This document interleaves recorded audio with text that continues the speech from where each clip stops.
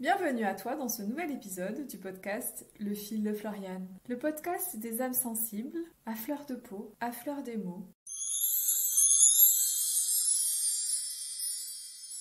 Pour ce premier podcast du mois de juin, j'ai eu envie de te parler des énergies du mois de juin en numérologie, mais aussi des messages que j'ai pu recevoir par ma guidance concernant ce que nous invite ce mois. Alors pour commencer, parlons de l'énergie en numérologie de ce mois de juin. En effet, ce mois de juin a une vibration du 4. Alors tu vas te dire, mais comment elle arrive à 4? Le juin c'est 6. Alors en fait, si tu veux, pour calculer le mois et la vibration d'une énergie d'un mois, on va prendre le mois et l'année et on va le réduire. Ça nous donne l'énergie du mois de juin de manière universelle. Ça veut dire que c'est l'énergie globale du mois de juin pour toute la planète. Ça ne veut pas dire que toi, tu vas être forcément impacté par cette vibration-là, mais c'est une énergie ambiante. Ça veut dire que qu'est-ce que je fais? Donc, je prends le mois de juin qui est 6, je l'ajoute à 2 plus 3, parce que 2023. Ça nous fait un total de 13. Ce 13, je prends le 1 plus le 3 et j'additionne, ça fait 4. Parce qu'en numérologie, nous réduisons tous nos calculs à un nombre entre 1 et 9. On mettra à part les chiffres, les nombres qui sont des maîtres nombres, le 11, le 22 et le 33. Je t'en parlerai sûrement dans un autre podcast. Mais en tout cas, c'était pour t'expliquer que l'énergie ambiante du mois de juin, c'est une énergie du 4. Le 4 va nous amener à structurer les choses, à être plus dans l'ancrage de peut-être toutes les idées que j'ai eues durant ces derniers mois. Là, l'invitation, c'est de les mettre en application et de les concrétiser. Alors, ça peut être un peu pas lent, mais ça nous demande un effort, en fait, de mettre en place des choses dans la matière. Ça, c'est l'invitation du 4 de manière globale. Donc, c'est un mois qui va nous inviter quand même à travailler, mais à organiser, à peut-être réorganiser, à restructurer notre quotidien. Peut-être qu'il y a des choses depuis ces derniers mois, on a changé des choses, on est passé dans la phase de l'hiver. L'hiver, on laisse des parties de nous, on meurt un petit peu sur des vieilles habitudes qui ne collent plus avec nous.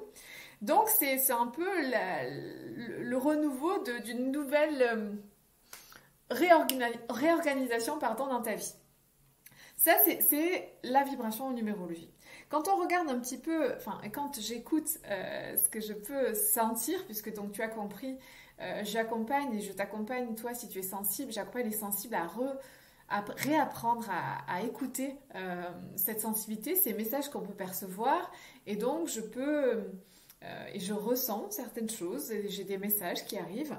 Et ce que j'ai entendu, c'est que vraiment, ce mois de juin nous invite à nous connecter à nos désirs, mais les mettre dans la réalité. On a pris plaisir au mois de mai, on s'est fait plaisir, on a écouté nos envies. Et là, l'invitation, c'est est-ce qu'on est réellement capable de suivre l'appel de notre âme et de le mettre en place dans notre quotidien? Donc, est-ce qu'on fait des choix qui sont conditionnés par notre mental ou est-ce que ça y est, on est prêt à écouter cette petite voix à l'intérieur de nous qui nous pousse à agir de manière plus alignée avec la nouvelle version qu'on est aujourd'hui. Donc tout le travail qu'on a tous fait ces derniers temps nous a apporté plus de clarté. Et là, cette clarté, c'est le moment de l'ancrer, de l'acter, ce qui vibre pour toi, de le mettre en place.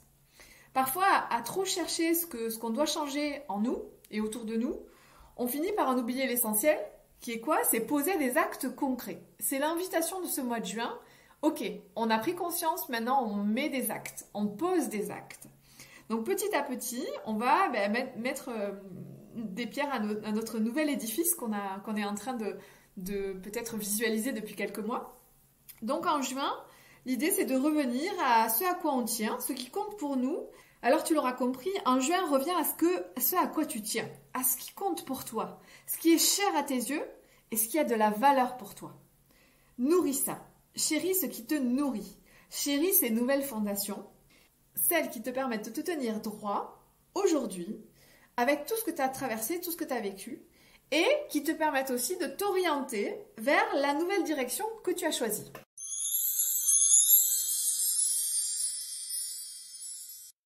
Tu as appris de tes erreurs, tu as grandi, ou plutôt en étant grand, tu dis ce que tu es aujourd'hui. Grand et dit. Sors du chemin tout tracé que tu avais imaginé et fais confiance dorénavant à ta nouvelle base pour emprunter ton chemin que ton âme a envisagé pour toi. Enviager. Enviager, c'est parfois à un certain âge que le fait d'être en vie nous amène à voir autrement. Et pourquoi pas maintenant ? Il n'y a pas d'âge pour voir notre vraie vie, sans âge, où l'âge de notre vie nous dévisage.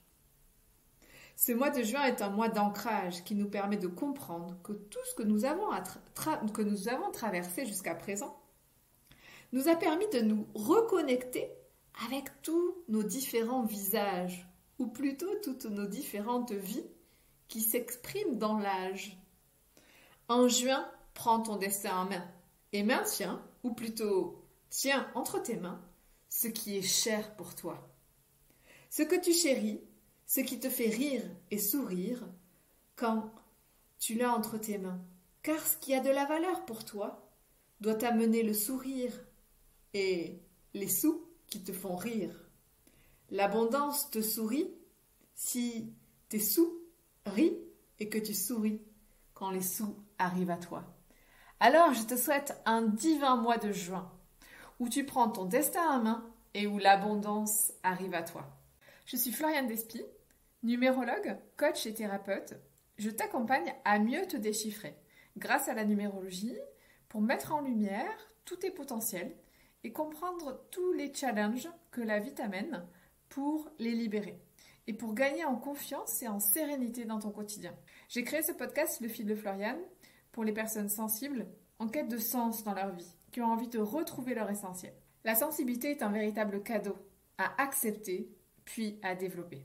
C'est pour ça que j'accompagne les sensibles à mieux comprendre leur sensibilité et à leur transmettre mes outils pour mieux vivre ou bien vivre avec, en harmonie avec leur sensibilité, l'assumer pleinement et maintenir leur verticalité malgré tout ce qu'ils ressentent de l'environnement qui les entoure.